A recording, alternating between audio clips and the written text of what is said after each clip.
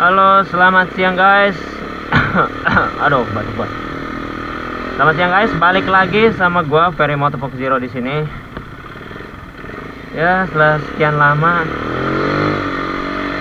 Sorry ya guys, gua mungkin kurang sering-sering nge-vlog karena berbagai kesibukan. Kali ini gua ingin membahas suatu topik yang sebenarnya cukup menarik.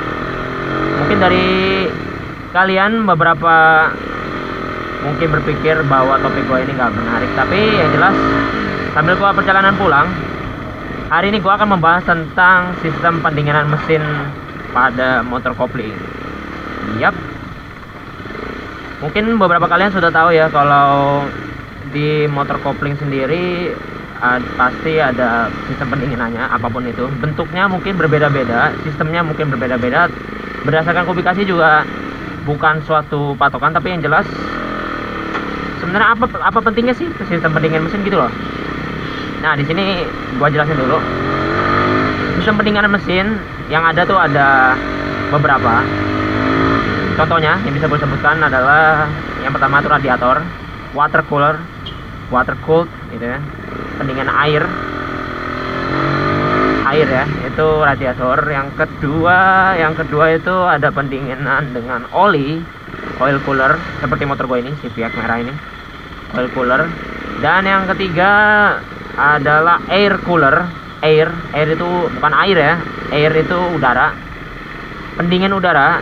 Itu bisa kalian jumpai sistem pendinginan seperti itu pada motor Honda Tiger, Honda Mega Pro, dan beberapa motor-motor lainnya. Dan bahkan bukan hanya motor Jepang, motor Italia pun juga ada yang mengaplikasikan pendinginan udara seperti Ducati Monster lama, Monster 900 IE. Itu dia mengaplikasikan pendingin udara, air cooler. Oh, macet kali guys. Ada lagi itu custom, gue pernah ngeliat di Google, tapi itu not officially, jadi tidak resmi. Tuh, panas banget guys, gila. Dan di motor Fiat merah ini gue menggunakan sistem pendinginan oil cooler, tapi sayangnya oil cooler gue udah jebol, jadi gue mengaplikasikan sistem air cooler, pendingin udara. Nanti bakal gue jelasin di ujung guys, tempat yang agak sepi gitu, soalnya ini kalau gue berhenti di sini bakal bikin macet dan nyusahin orang. Ya. Tuh, berhubung oil cooler gue rusak dan gue pikir-pikir ya coba kita mengaplikasikan sistem custom gitu ya, custom yang nggak biasa-biasa. Dan ini desain by my dad, my father, desain oleh bokap gua, diaplikasikan oleh bokap gua, dan dibantu oleh gua pribadi. Secara konsep juga gua menggunakan sistem air cooler ini karena kan kalau motor-motor air cooler biasanya kan siripnya gede-gede ya, sirip dalam arti itu nanti bakal gua jelasin, itu blok mesin. Kalau radiator kan kotak lurus gitu, rata gitu ya permukaannya. Kalau ini kan ada kayak sirip-sirip atau kayak apa, kayak semacam garis-garis gitu. Nah, di motor gue ini kan juga ada, cuman yang jelas dia lebih kecil sirip-siripnya, jadi mungkin kurang efektif ya secara pendinginan. Tapi di sini gue tambahkan beberapa aksesoris yang mendukung sistem pendinginannya, jadi bisa lebih bagus guys, lebih dingin, lebih optimal. Dan ini sama sekali nggak bergerak dari tadi karena di ujung lampu merah tuh, lampu merah. Dahsyat.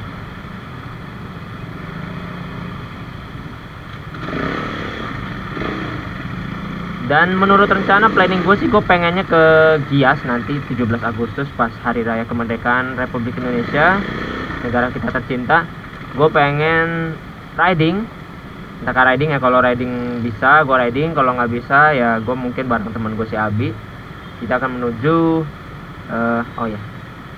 kita akan menuju ICE, Indonesia Convention Exhibition, yang berlokasi di Serpong, Tangerang. Nah, itu pameran yang sangat luar biasa. Tiap tahun gue selalu datang, dan tahun ini gue pengen datang lagi. nggak tiap tahun sih, pokoknya dari 2 tahun yang lalu gua selalu datang. Dan bahkan gua pas pertama kali datang itu survei dulu, itu banyak banget motor-motornya guys, pasti keren-keren motornya. Oke, balik lagi ke sistem pendinginan mesin. Kalau sistem radiator pendinginan air gitu ya, mungkin kalian bisa bertanya, bang, kalau motor radiator itu apa aja yang menggunakan, motor apa aja yang menggunakan?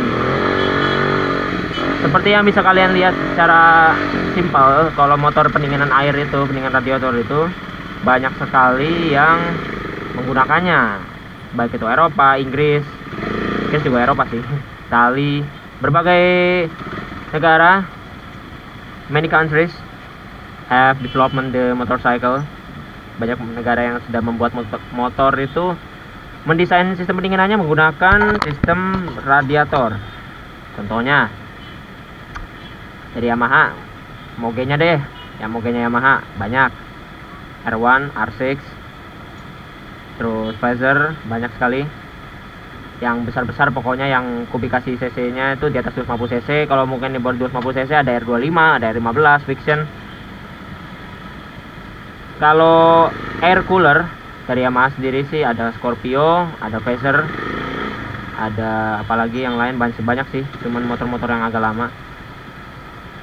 Terus juga mungkin bebek-bebek ya, itu air cooler semua, kecuali Jupiter MX, itu dia menggunakan radiator karena kubikasi cc-nya dia 135 nanggung, tapi cukup besar sih. Nah, kalau dari oil cooler sendiri mungkin kalian jarang denger ya, oil cooler ini jarang yang make, beberapa doang sih, some developer dari motorcycle, pencipta motorcycle.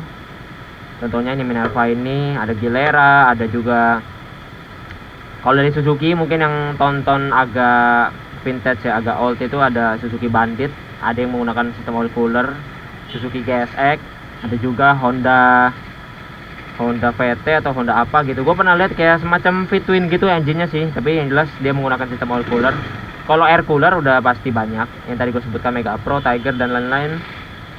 Yamaha, Scorpio juga ada, Ducati pun juga ada, Ducati Monster yang 900 IE juga menggunakan air cooler. Dari Multistrada juga menggunakan air cooler, ada yang oil cooler, berbagai varian. Nah, kalau misalnya keunggulan sendiri, bisa kalian tanya, bang, tiga-tiganya keunggulan itu apa? Paling unggul yang mana gitu? Kalau menurut dari gue pribadi sih, paling unggul tuh ya oil cooler. Kenapa gue bilang oil cooler lebih paling unggul? Karena sistem dengan oil cooler ini dia sebenarnya tergantung medan sih ya. Kalau untuk macet-macetan lebih unggul ke radiator, water cooler tuh lebih unggul. Cuman kalau dari segi race juga radiator. Cuman kalau dari gue pribadi sih gue lebih senang, lebih prefer, lebih unggul tuh dari oil cooler. Kenapa? Karena oil cooler ini sendiri keunggulannya ya sirkulasi oli kalau nggak lancar akan ketahuan. Dan kenapa dia oil cooler, dia tuh mendinginkan mesin, sebenarnya bukan mendinginkan, melancarkan sirkulasi oli. Tapi ya kekurangannya itu olinya boros banget guys, makan oli. Jadi ini motor gue ini Piak ini kan olinya 1 liter, olinya 1 liter ya olinya 1 liter dan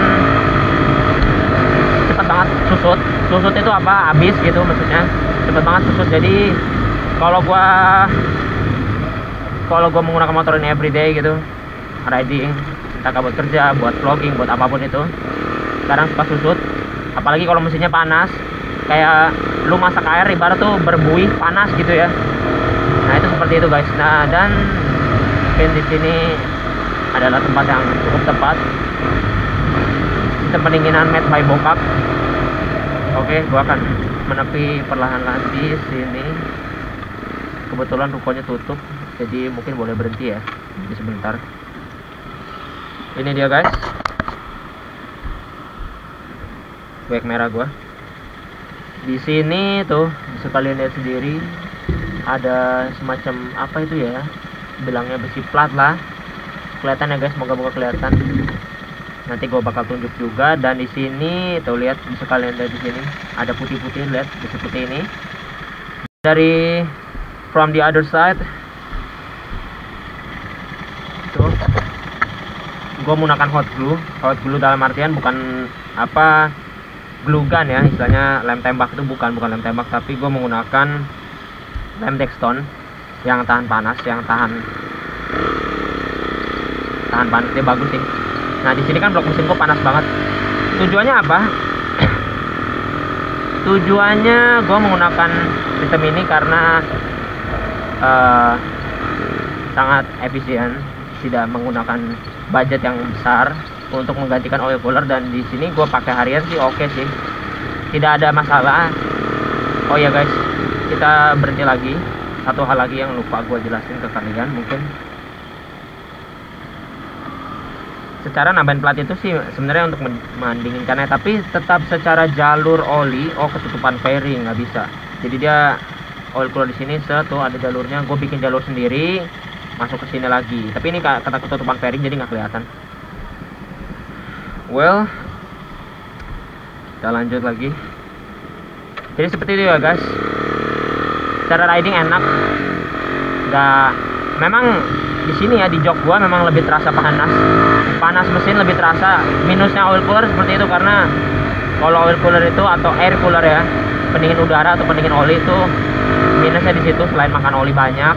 Kalau air cooler itu terkadang kalau mesinnya karakteristiknya kurang halus atau kurang bagus gitu ya, kadang panas mesin bisa merembet ke kaki, ke tangki, dan kemanapun, bisa merembet kemana-mana. Aduh nih orang, jadi kalau duduk kayak ada rasa hot gimana gitu ya. Dakar Pajero Sport. Wow, ntar ada Mitsubishi Expander juga yang baru, iklannya udah ada sih di TV, tapi gue penasaran pengen lihat nanti di kias.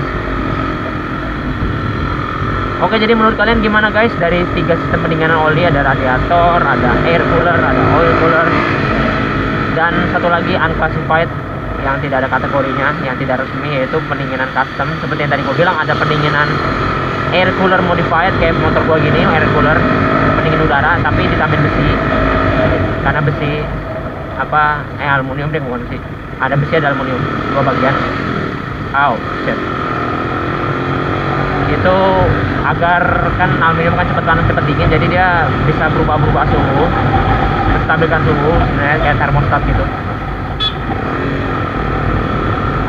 Kalau gue mau tanam radiator nggak bisa guys, sulit, karena blok mesin dari blok koplingnya, mangkok koplingnya itu sendiri tidak memberikan jalur dimana cairan dari radiator, cairan pendingin itu nggak bisa masuk, karena kalau di radiator itu ada jalurnya guys.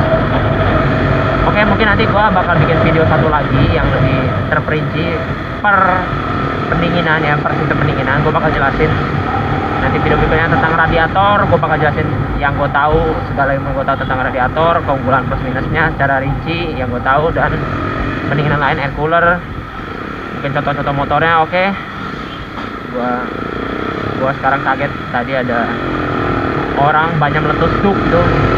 Mungkin di video nggak kerekam kali ya, tapi sudahlah.